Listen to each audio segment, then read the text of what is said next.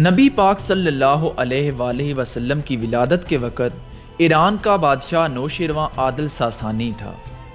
جب آپ صلی اللہ علیہ وآلہ وسلم نے اعلان نبوت فرمایا تو اس وقت ایران کا بادشاہ نوشیروان عادل کا پوتا خسرو پرویز تھا۔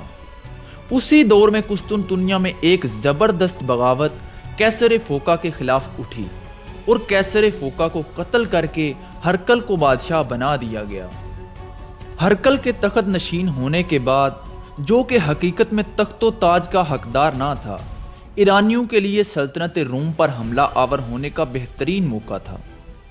چنانچہ خسرو پرویز نے رومی سلطنت پر یعنی ہرقل پر حملہ کر دیا۔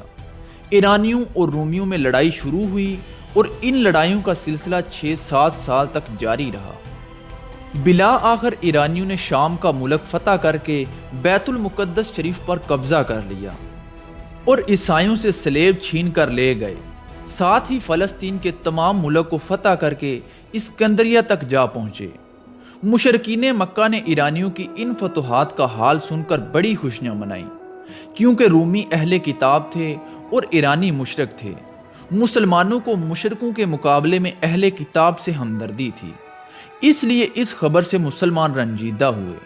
اللہ تعالیٰ نے سورۃ الروم کی آیات نازل فرمائیں اور ان میں اطلاع دی کہ اگرچہ رومی اس وقت مغلوب ہو گئے ہیں، لیکن چند سال کے بعد وہ غالب ہو جائیں گے اور مسلمان اس وقت خوش ہو جائیں گے۔ ہرقل 6-7 سال تک برابر فوجی تیاریوں میں مصروف رہا۔ اس عرصے میں اس نے اپنے ملک کے اندرونی انتظامات پر بھی پورے طور پر قابو پا لیا تھا۔ ہرقل ایرانیوں کو اپنی حدود مملکت سے نکالنے اور سابقہ شکستوں کا انتقام لینے کے لیے نکلا اور ملک شام کے میدانوں میں رومی لشکر نے ایرانیوں کو فیصلہ کن شکست دی۔ ایرانی بھاگے اور قیصر روم نے اپنے علاقے ایرانیوں سے خالی کروا لینے کے علاوہ ایرانیوں کے بعد صوبوں پر بھی قبضہ کر لیا۔ ادھر رومیوں نے ایرانیوں پر فتح عظیم حاصل کی، دوسری طرف بدر کے میدان میں مسلمانوں نے کفار مکہ کو شکست فاش دی اور قرآن کریم کی پیشن گوئی حرف بہ حرف پوری ہو گئی۔ اس کے بعد بھی ایرانیوں اور رومیوں میں لڑائی کا سلسلہ جاری رہا۔ سن 7 ہجری کی ابتدا میں رومیوں اور ایرانیوں کے درمیان صلح ہو گئی اور ایرانیوں نے وہ سلیب جو بیت المقدس شریف سے لے گئے تھے رومیوں کو واپس کر دی اور ان کے کھوئے ہوئے علاقے اور صوبے بھی رومیوں کو واپس کر دیے۔ لہذا ایرانی اور رومی دونوں درباروں میں بیداری کی علامات نمایاں تھیں اور دونوں ہی اپنی اپنی ترقی و مضبوطی کے لیے مناسب تدابیر میں مصروف ہو گئے تھے۔ اسی سال آپ صلی اللہ علیہ وآلہ وسلم نے بادشاہوں کے نام خطوط روانہ کیے۔ آپ کا خط خسرو پرویز کے پاس مدائن میں اور ہرقل کے پاس بیت المقدس شریف میں پہنچا۔ خسرو نے آپ صلی اللہ علیہ وآلہ وسلم کا نامہ گرامی چاک کر دیا اور ہرقل نے تکریم و عزت کے ساتھ اس خط کو لیا۔ آپ نے ایرانی بادشاہ کی اس حرکت نامعقول کا حال سن کر فرمایا کہ اس کی سلطنت بھی پارا پارا ہو جائے گی۔ خسرو پرویز نے صرف یہی نہیں کہ آپ کے خط کو چاک کیا اور قاصد کے ساتھ گستاخی کی تھی، بلکہ اپنے عامل بازان والی یمن کو لکھا کہ اس عربی پیغمبر یعنی آپ صلی اللہ علیہ وآلہ وسلم کو گرفتار کر کے ہمارے پاس بھیج دو۔ بازان نے اپنے 2 آدمی مدینے میں بھیجے۔ وہ دونوں خدمت نبوی صلی اللہ علیہ وآلہ وسلم میں حاضر ہوئے اور خسرو پرویز کے حکم کی اطلاع دی۔ نبی پاک صلی اللہ علیہ وآلہ وسلم نے فرمایا کہ جس کو اپنا معبود سمجھتے ہو یعنی خسرو پرویز، وہ رات کو اپنے بیٹے کے ہاتھوں مارا گیا ہے۔ یہ دونوں جب بازان کے پاس واپس پہنچے تو وہاں مدائن سے اطلاع پہنچ چکی تھی کہ خسرو پرویز کو اس کے بیٹے نے قتل کر دیا ہے۔ یہ واقعہ ٹھیک اسی رات کا تھا جس رات کی نسبت نبی پاک صلی اللہ علیہ وآلہ وسلم نے فرمایا تھا۔ والی یمن مسلمان ہو گیا۔ اس طرح ملک یمن میں بہت جلد اسلام پھیل گیا۔ خسرو پرویز کے مرنے کے بعد یکے بعد دیگرے جو بھی بادشاہ ایران کے تخت پر بیٹھا اس کو قتل کر دیا گیا۔ آخرکار خسرو پرویز کی بیٹی بوران تخت نشین ہوئی۔ بوران کے ہی زمانے میں آپ صلی اللہ علیہ وآلہ وسلم نے وفات پائی۔ بوران کے بعد کئی نوعمر لڑکے اور عورتیں یکے بعد تخت نشین ہوئے، لیکن آخر میں یزدگر تخت نشین ہوا۔ جس کے زمانے میں مسلمانوں نے ایران پر قبضہ کیا۔ غرض یہ کہ جس روز سے خسرو پرویز نے نبی پاک صلی اللہ علیہ وآلہ وسلم کا خط مبارک چاک کیا تھا، اسی روز سے ایرانی سلطنت کا زوال شروع ہو چکا تھا اور ایران کے تخت پر بجائے بادشاہوں کے لڑکوں اور عورتوں نے قبضہ جما لیا تھا۔ جب حضرت ابو بکر صدیق رضی اللہ تعالی عنہ مسلمانوں کے خلیفہ منتخب ہوئے تو انہوں نے نجد و یمامہ کے حالات پر قابو پا لینے کے بعد ایاز بن غنم کو، جو نجد میں مقیم تھے، لکھا کہ ان مسلمانوں کو جو مرتد نہیں ہوئے اور اسلام پر قائم ہیں، اپنے ہمراہ لے کر بالائی عراق پر حملہ آور ہوں۔ اور دوسری طرف حضرت خالد بن ولید کو، جو یمامہ میں مقیم تھے، لکھا کہ اپنے لشکر کو لیے ہوئے زیریں عراق کی طرف متوجہ ہوں اور راستے میں جو بھی قبائل آئیں ان کو اپنے ساتھ ملا لیں۔ حضرت خالد بن ولید نے عراق کی طرف روانہ ہونے سے پہلے ابلا میں موجود ایرانی سرحد کے محافظ ہرمز کے نام ایک خط لکھا۔ اس خط کا مضمون کچھ اس طرح سے تھا: اما بعد، اپنی سلامتی کی خاطر یا اسلام قبول کر لو یا جزیہ ادا کرو۔ اگر ان دونوں میں سے کسی ایک کو قبول نہ کرو گے تو اپنی ذات کے علاوہ کسی کو ملامت نہ کرنا، کیونکہ میں ایسے لوگوں کے ساتھ تمہاری طرف آ رہا ہوں جو موت کو اس قدر دوست رکھتے ہیں جیسے تم زندگی کو دوست رکھتے ہو۔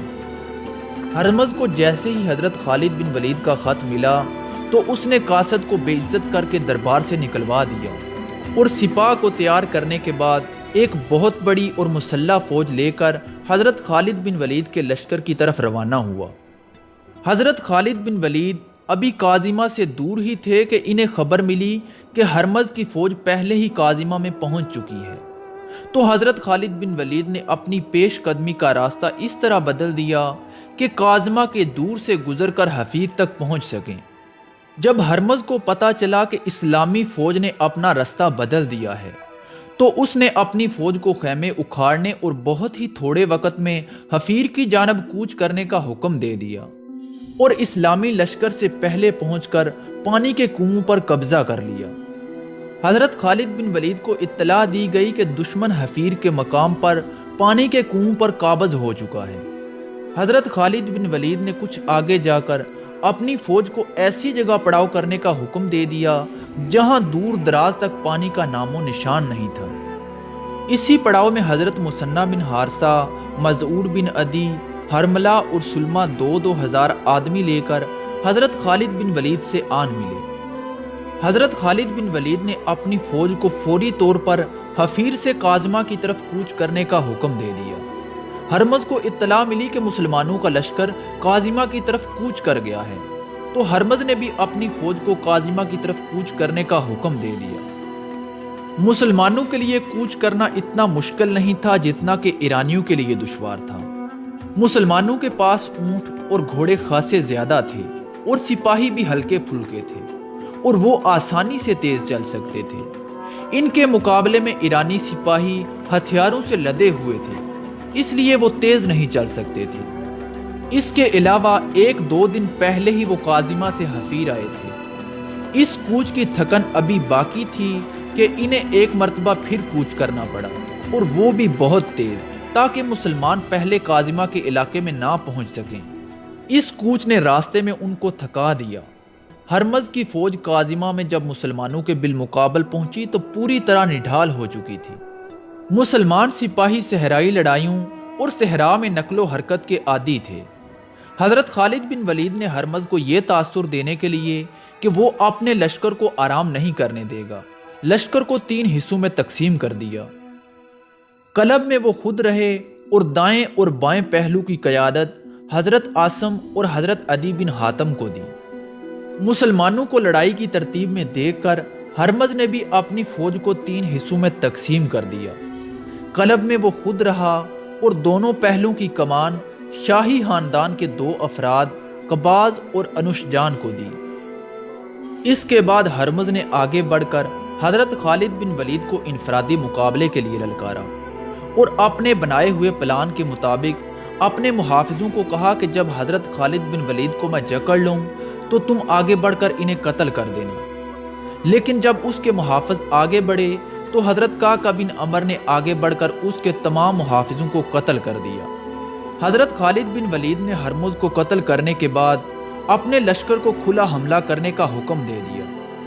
ایرانیوں کی تعداد مسلمانوں کی نسبت خاصی زیادہ تھی، ہتھیاروں اور گھوڑوں کے لحاظ سے بھی انہیں برتری حاصل تھی۔ وہ مسلمانوں کے مقابلے میں جم گئے۔ نظر یہی آ رہا تھا کہ ایرانیوں کو شکست نہیں دی جا سکے گی، یا ان کو شکست دینے کے لیے بے شمار جانیں قربان کرنی پڑیں گی۔ ایرانی سپاہی 5-5 10-10 ایک زنجیر میں بندھے ہوئے تھے اور ہر طرف سے آنے والے حملوں کو روک رہے تھے۔ حضرت خالد بن ولید نے ان کو تھکانے کے لیے گھڑ سواروں کا استعمال کیا، اور گھڑ سواروں نے پیادوں پر اس طرح سے حملے کرنا شروع کر دیے کہ پیادوں کو دائیں اور بائیں جانب دوڑنا پڑتا۔ آخر کار ایرانیوں میں تھکن اور سستی کے آثار نظر آنے لگے۔ انہوں نے اپنی روایت کے مطابق جو زنجیریں باندھ رکھی تھیں وہ ان کے پاؤں کی بیڑیاں بن گئیں۔ ان کے پہلوں کے سالاروں قباز اور انوشجان نے جب شکست یقینی دیکھی تو پسپائی کا حکم دے دیا، لیکن پسپا بھی صرف وہی ہو سکے جو زنجیروں میں نہیں بندھے تھے۔ ان میں سے بہت زیادہ گھڑ سوار تھے۔ قباز اور انوشجان پہلوں سے اپنی فوج کی بہت سی نفری بچا کر لے گئے، لیکن قلب کے ہزاروں سپاہی مسلمانوں کے ہاتھوں کٹ گئے۔ مسلمانوں کی اس عظیم فتح پر ایرانیوں کے زنجیروں میں جکڑے ہوئے سپاہیوں میں سے کوئی ایک بھی زندہ نہ بچا، اور یہ جنگ مسلمانوں کی فتح اور ایرانی لشکر کی شکست پر ختم ہو گئی۔